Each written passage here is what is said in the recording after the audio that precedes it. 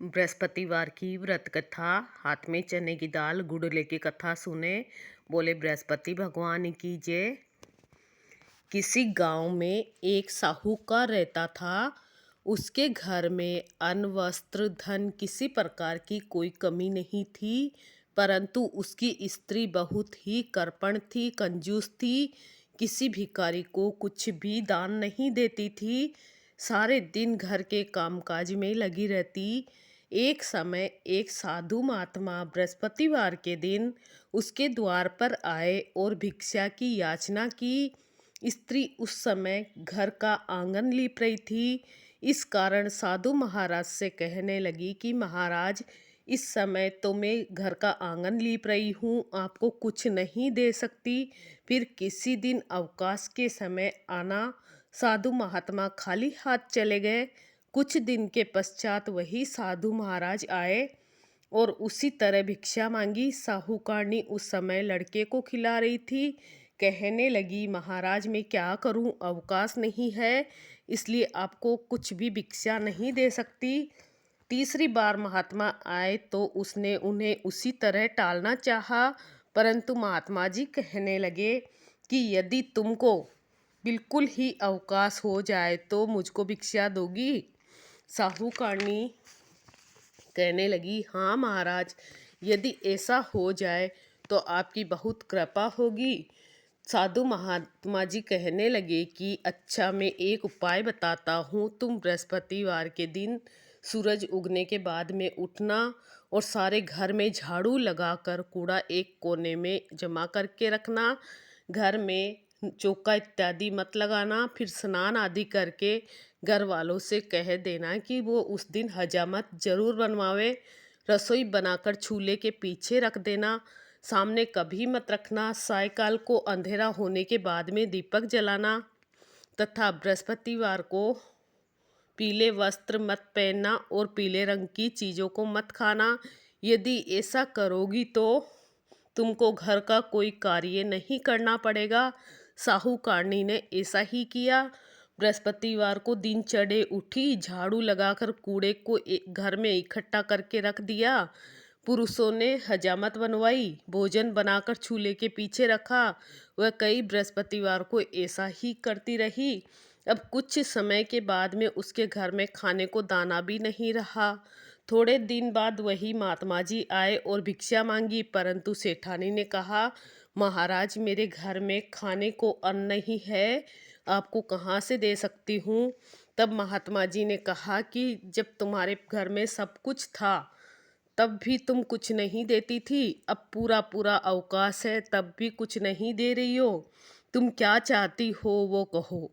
तब सेठानी ने हाथ जोड़कर प्रार्थना की, महाराज अब कोई ऐसा उपाय बताओ कि मेरे पहले जैसा धन धान्य हो जाए। अब मैं प्रतिज्ञा करती हूँ कि जैसा आप कहेंगे वैसा ही अवश्य करूँगी। तब महात्मा जी ने कहा, बृहस्पतिवार को प्रातःकाल उठकर स्नान आदि से निवृत्त होकर गाय के गोबर से घर को लीप कर तथा घर के पुरुष हजामत नहीं बनाए, भूखों को अन्न वस्त्र देती रहा करो। ठीक सायकाल के समय दीपक जलाना। यदि ऐसा करोगी तो तुम्हारी सब मनोकामनाएं भगवान बृहस्पति देव पूरी करेंगे।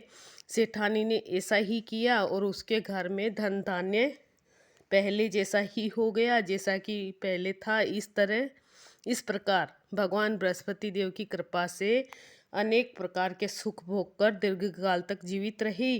बृहस्पति देव जो जिस भावना से व्रत करता है बृहस्पति भगवान का, उसकी वैसी मनोकामना शीघ्र पूर्ण होती है। बोलो बृहस्पति भगवान की जय, बोलो विष्णु भगवान की जय। आरती बृहस्पति भगवान की।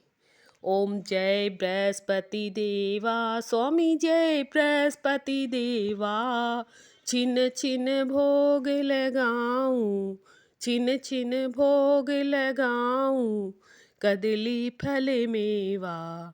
ओम जय बृहस्पति देवा।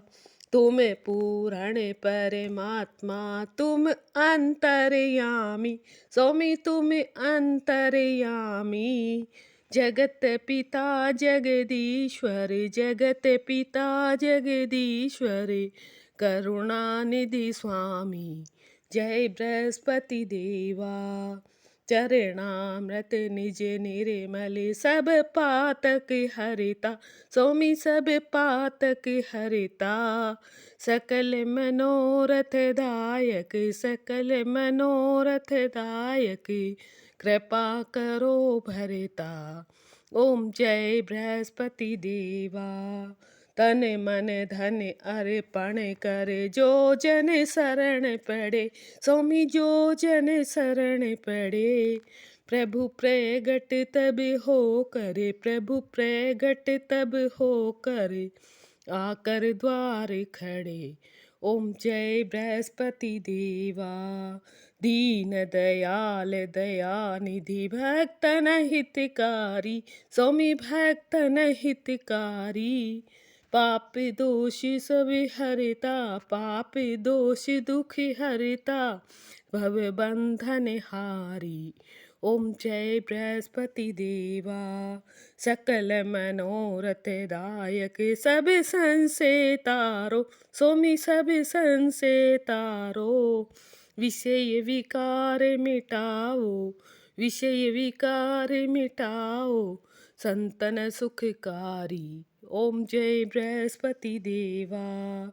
जो कोई आरती तेरी प्रेम सहित गावे, स्वामी प्रेम सहित गावे।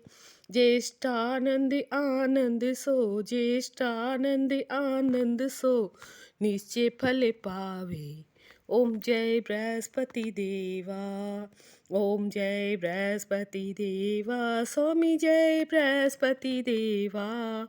छिन छिन भोग लगाऊं, छिन छिन भोग लगाऊं, कदली फल मेवा। ओम जय बृहस्पति देवा। बोलो बृहस्पति भगवान की जय, बोलो विष्णु भगवान की जय।